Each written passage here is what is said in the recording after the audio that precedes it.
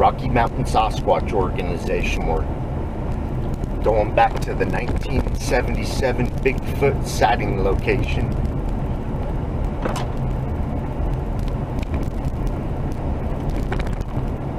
Picking up some camels. We haven't been there in almost a year.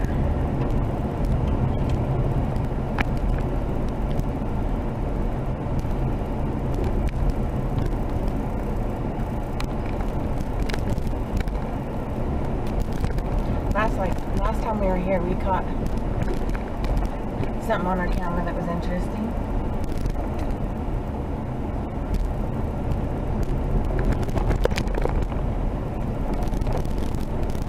You talking the dash camera? Yeah. Yep, there was a tree that was just shaking that caught our attention. And before it disappeared, I thought I was looking at a moose, but I thought it was a bear. yeah, that's the first thing that went through my mind was moose and confusion. After it disappeared, I realized it wasn't a moose.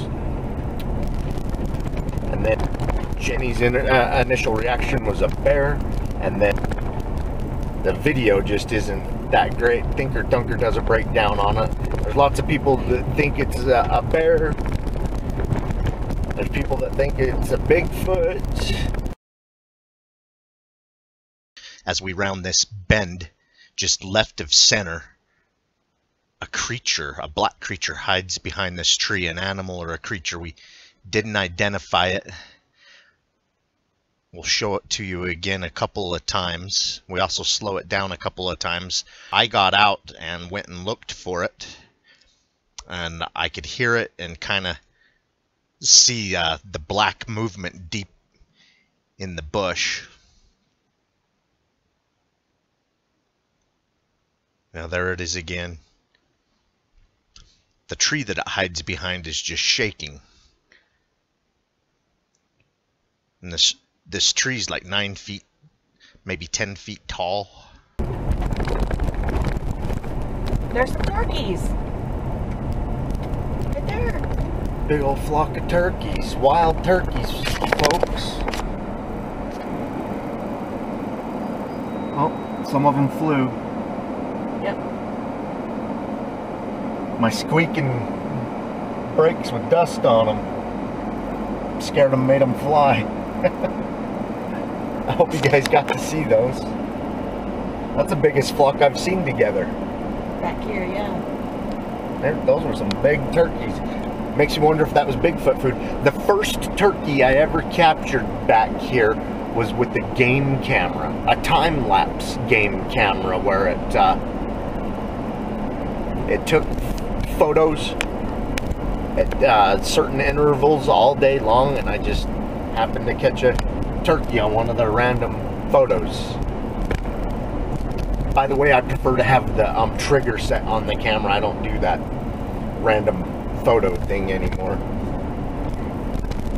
We found a turkey killed 2 weeks ago up on our hike last time.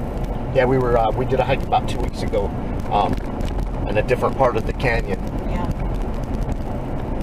Some had eaten one up with all the... It looked to me like some type of a grouse, some type of a sage grouse is what I thought it was, but all that was left was feathers and bones. Yeah, it could have been a turkey, it could have been a sage grouse. It was a big sage grouse if it was. Yeah, the wing feathers were huge. Yeah, the sage grouse turkey kill, and then a couple of feet away from that was where something consumed a rabbit. So obviously some predator's favorite place to eat.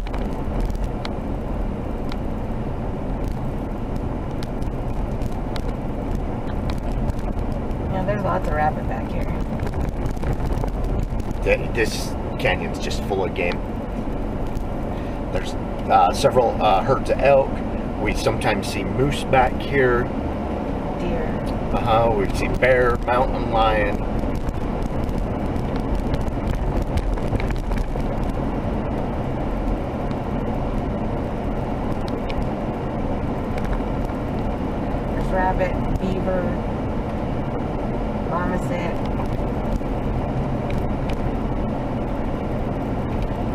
squirrels, chipmunks, all sorts of game birds.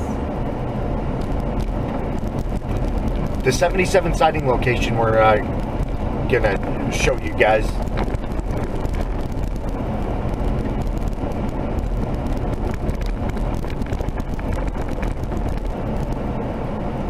A lot of people will sit and say, why do you guys care about sighting that happened 10 years ago or 5 years ago? Well, the reason why we like to visit them all is because, for one, they're pretty rare, and number two, this Bigfoot sighting that happened in 1977 back here, it took us 3 attempts to find it, and it's not that we were having a hard time finding it, it's just we couldn't get to it. There was too much snow and mud. Anyway, our third time going back there, we finally found it, and after we left the spot, we were watching beaver ponds and all that, because there's a lot of Bigfoot sightings down in the willows around beaver ponds. Just a lot of sighting reports we've read and went over. So one of the first beaver ponds, we stop at it to go look for footprints around it, and we get in the willows and the ground just shakes and we hear a thump, and we thought that we were in the willows with a moose. It's the only animal I could think of that would really be down in the willows that could make the ground thump and shudder like that.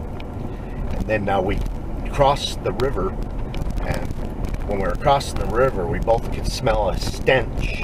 And once we got across the river, Jenny started finding Bigfoot style footprints in the soft gravel and stuff that just weren't definitive, but we started tracking them right down by the river.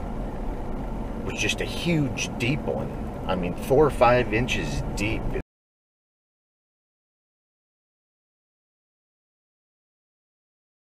Across the river, you could see where it leaped, so maybe that's what made the ground shake. Maybe, you know, these willows are 10 to 12 feet tall and just thick, so I mean, maybe it leaped the river right there, and that's when we heard the thump in the ground shaking or whatever.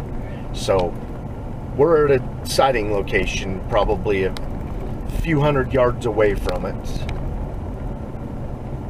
That happened in 1977. This is 2012, and we're finding footprints and getting Bigfoot action. My full interview with Les Stroud's on his channel, Survivor Men TV.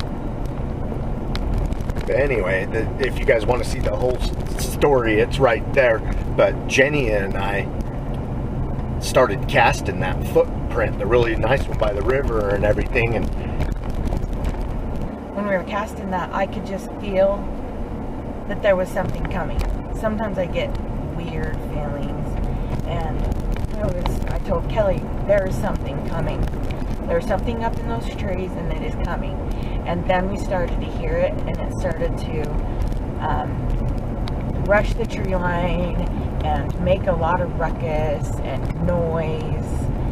But we didn't want to leave because we didn't want to leave our cast. Right, and when she said there's something up there, it's coming, then I started to hear it, and then it got loud, just stomping the ground, breaking branches, and I just wasn't imagining a big elk or a big moose, and I was expecting it to break out of the tree line, which was like 30, 40 feet up above us. I expected it to break out, thinking it was coming down to get a drink, and then it stops at the edge of the tree line, out of sight. You know, it's got the trees for cover, and then it starts pacing back and forth parallel on us, just stomping and breaking stuff. And I believe we allowed that to go on for a half hour or so, and then I finally says, let's go up and see what it is. And we hiked up the embankment, up the mountainside into the tree line, and once we started going towards it, it quit its intimidation, stomping and stuff, and it got quiet, and then you could hear whatever animal it was slip back up into the draw and hide from us. Yeah, so, it just kept the more we approached, the more it retreated, and it would just stay. out of sight, whatever it was. Right. And we looked to where it did all the destruction, breaking branches and stomping around, and it was lots of grass. And so it had them all stomped down. It wasn't enough to pick out. So, you know, it very well could have been what made the footprint that we was casting down there, but we don't know. But the grass was all smashed down and branches broken off, and there was a lot of pine needles too. So there was like ground cover. There was nowhere for any footprints to be, except for everything was trapped down. And it started getting dark. I mean, we found this footprint probably about an hour before the sun actually went over the mountain. And so we're back there looking for it up this draw, and we spent about 20 minutes, and then it started getting dark, and it's like, and the only protection we had was that jogger's wrist mace. Yeah, that's it. You know, I don't even think we had anything more than a pocket knife and that mace.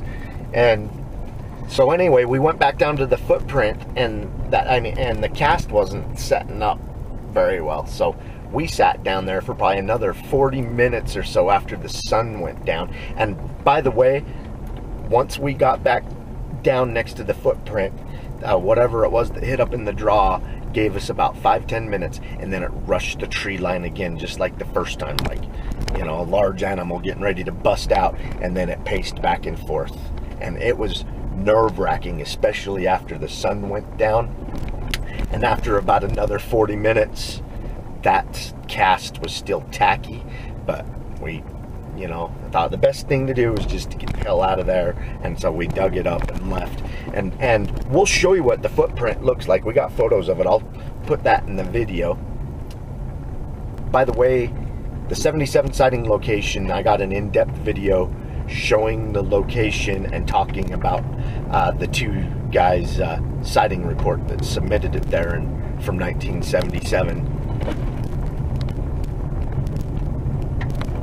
Yeah, that was really... I'll put that in the description. That day was so stressful that when we finally got in the car and started driving away, my whole body was just shaking because I was just... So much adrenaline, so much stress.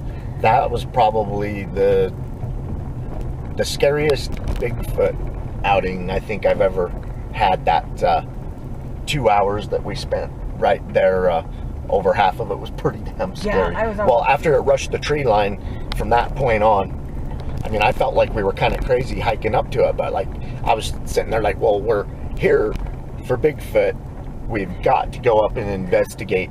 And, you know, whatever it was slipped back and hid from us. I mean, we looked until the sun went down. Well, obviously, it wasn't going to hurt us, because if it was going to hurt us, it would have already hurt us. But still, it was still scary. And it was, it's also it's an unknown. It could snap or whatever was up in the tree line. We don't know what it was. Well, yeah, it could have been a black bear or a grizzly up there stomping back and forth. I'm telling you right now, though, I think that footprint we were casting and those set of tracks, I think that's what was up there. Well, it sure stunk like a pile of garbage and rotten meat. That's what it stunk like. It was bad. I think we may have had a Bigfoot encounter that day, even though we didn't see it. Yeah, I almost got physically ill. I was so upset. It was a good day, but it was also a very bad day. It was stressful. That day made it plainly obvious to me that regardless whether a Bigfoot sighting happened last week, last year, or 100 years ago, they're all worth going and looking around. Yeah, because there's something there, or that they like. It's not going to be the same Bigfoot, actually, obviously, but there's going to be something there that they want, that they need, that they like. It's a good place to travel through, or something along those lines that draws the creature or whatever to that area. Right. I agree with you. It's just not willy-nilly. It was Bigfoot habitat last week, or last year, or 100 years ago when someone saw it, very well could still have the things that a Bigfoot needs. Until this place back here turns into a resort, or there's tons of people back in here, I don't see it changing. There's no reason for it to be any different. Right. Well, that was a shocker to me. Yeah, that was a shocker to me as well. Because Yeah, up until then, I think that was a bluff charge, intimidation display, and making sure that you don't see it, but it was there like an earthquake. I mean, whatever jumped that creek and made that deep footprint, I think that's what made the ground kind of shake a little bit, and the thud, boom. up until that day, I was like, yeah, let's go camping, it'll be fun. But up until that day, that's the day that I started taking things seriously.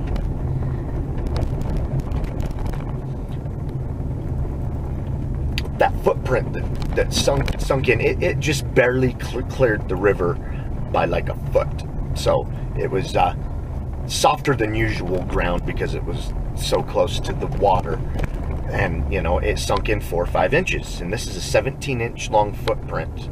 And up at the toe splay was about 8 inches wide. Well, I weighed 200 pounds at the time. And I was jumping off the embankment near it, down to it with all my weight. And I couldn't even sink in a half an inch. Or I was sinking in about a half an inch. So and this that was 6 inches deep. No, I think it was 4 at the toes and 5 at the heel. But yeah. Randomly. It was deep. So that's a lot of weight and a lot of power. Because what it looked like it did is it looked like it jumped the side from the side of the river that we were coming from in the willows. Because there was a footprint there. It cleared the river by about a foot. And that's where it sunk in really deep. And then the embankment where I was jumping down to it, it leaped up there. So not only did it jump the river, it used its power to spring up onto the bank onto the other side. And of course, up in the tree line, that thing that's rushing us, that's the direction its footprints were leading, you know? I mean, all of that makes me think that that wasn't a bear or an elk up there messing with us. I think what left that footprint we cast right down there was. And not only where you could see it had leapt from one side of the creek to the other side, it was, I don't know, what do you think, 10 feet, 11 feet, or between 10 and 12 feet that it cleared. Right, and we, after we did all that day and left and stuff, we come back a week later and we got all of our entire Bigfoot group and friends and stuff to come up and comb the area. And Brody found a structure probably about 100 yards from this footprint. And it's a structure on a massive scale. It's just not one host tree, it's several host trees and dozens and dozens of relocated logs. We're servicing some game cameras there today.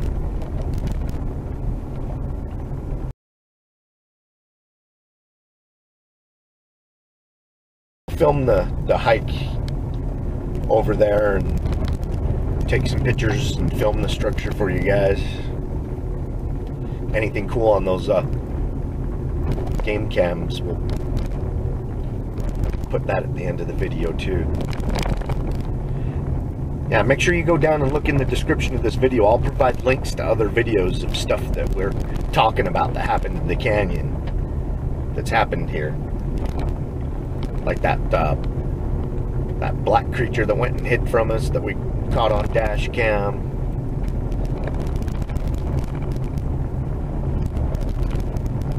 The story of the 77 sighting report. They're not the only ones that saw Bigfoot in this canyon. There's been so many sightings that in the 70s, hunters from around this area of Utah nicknamed this canyon Sasquatch Canyon. We didn't name it that. No, we didn't. But once we, you know, doing our Bigfoot research when we discovered this place. It's like, hey, people call it Sasquatch Canyon, so we're keeping up the tradition. And last fall,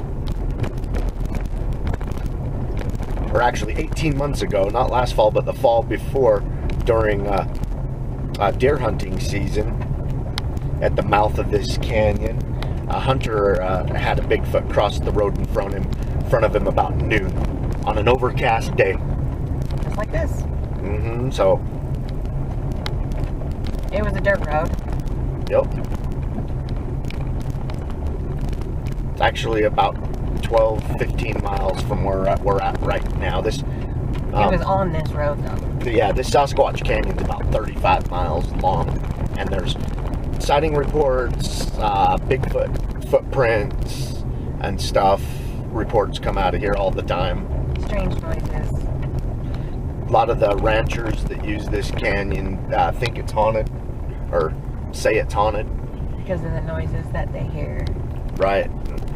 I've talked to a couple that say, you know, certain side canyons up here are haunted. And, you know, and then I tell them, I'm like, are you sure that's not Bigfoot activity? And then they look at me like, well, maybe that could explain it. You know what I mean? Or they look at us like we're crazy.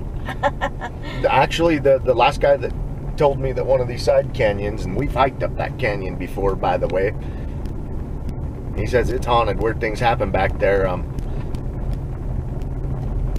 There's Stop Indian. Show them out that way so that they can see all the willows, and those are the beaver ponds right out there. Yep. Right out there is where we found that footprint and had our bluff charge deal happen. Right across those beaver ponds. But this whole corridor right here is just full of willows. Just miles of them. And they're so tall that moose, bear, elk, whatever is tall and big, they can make their way right through it and you can't see it. One of the biggest female mooses I've ever seen. Moose. That I've ever seen. I see in this canyon once in a while. She's so big that a one-year calf could probably walk right under her without touching her belly. I swear her butt's like 8-9 feet off the ground. Yeah, she's a big one.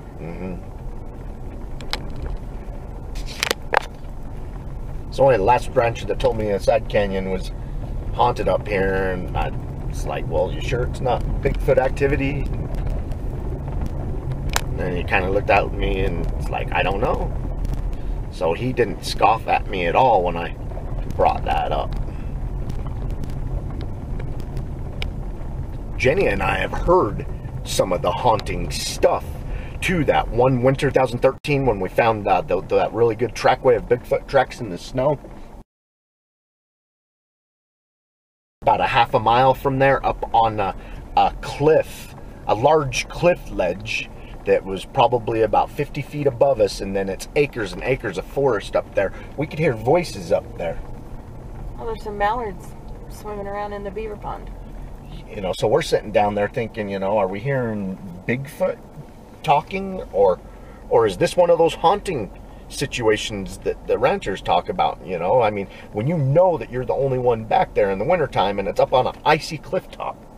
And you can hear people whispering back and forth to each other. Yeah, talking, and yeah, and it was just, we couldn't understand the language or whatever. We could just hear the conversation. It was weird. I had a camera rolling trying to capture that, and of course it didn't. But you know, you could, maybe that's a haunting. Yeah, it was weird. Then another time we were back here and we were doing a night hike, and from way back in the canyon you could just hear something screaming over and over and over, and it lasted a long time, and it was the loudest screaming throat. It was bizarre. We finally just left it. It lasted so long. That was the same night that we got surrounded by those coyotes. That was bizarre too. I didn't like that. Yeah, that was, I felt like, you know, it's one thing to have a coyote around, but when there's 3 or more and they're surrounding you, Yeah. you start feeling like you're on the menu. You know? Like I'm at a restaurant and hey, here's me, I'm on the menu. Yeah, they were all around us. Backed out, walked out of that one. People that watch that video, you can tell that we were both scared. And I don't give a crap who you are.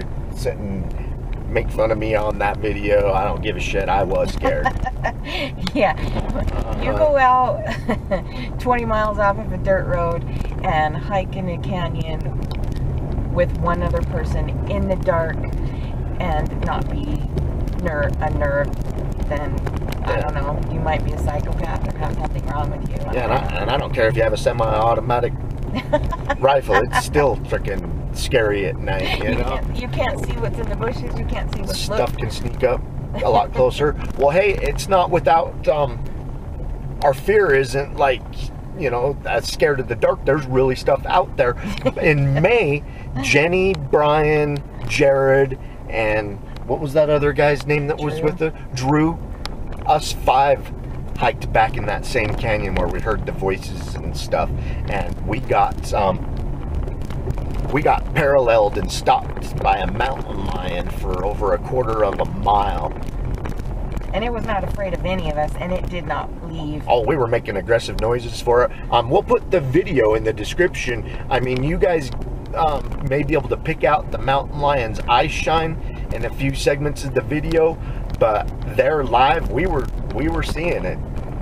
I saw it silhouette a few times, and then there was one point when we had all 3 of our spotlights on it. When it was at its closest, you could have hit it with you could have thrown a rock and hit it. It was like less than 50 feet away, and it was pacing back and forth. And then it would sit, and it would flick its ears, and it would look back and forth, and it was not afraid of any of us. Yeah, and you know, we had 4 grown men and 1 grown woman, and we were making aggressive noises towards it, and it didn't care. It didn't care. So it gave me a new respect for this canyon. Yeah, that would have been a bad day if that would have happened if it was just the 2 of us. Yeah. I'm glad we had extra people. We usually don't have extra people. Well, I'm shocked it followed us and hung around us that long with 5 of us. Yeah. You'd think that it'd run off, but it sure didn't. Especially, it knew that we knew it was there. We were pointing lights at it. We were pointing lights at it. We were, you know, making loud noises towards it. We were all standing, I was making sure it knew that we knew it was there. Yeah, weird. Yeah, sometimes animals just don't care. I don't care what any of y'all say about us using spotlights on our night hikes and stuff, these portable spotlights, but you need them. I decided the IR stuff is cool and everything, but we need to see it with our own eyes. And if we see a Bigfoot and we're not lighting it up with the spotlight, nobody's gonna believe it's a Bigfoot. No. Well, people will argue it even if it's 10 feet away and spotlighted up, you know. But an IR or an infrared, I mean not an infrared, but a heat signature on some of those thermal cameras and stuff, people will argue that all day. And you got to get the proof that people are used to seeing normally, and that's with, you know, real lights. And people will say, well, the flashlight scare them away. Really? Because I'm pretty sure that they heard us coming from a mile away. Animals have... That mountain lion didn't give a crap. No. We had what, every one of us had a headlamp, and then we had 3 pretty powerful, like 500 luminescent spotlights, and we were lighting it up, and it didn't care. Animals don't care one lick about light. Either you have one or you don't. They leave, they don't. This is the 77 Bigfoot sighting location. This is where they were camping.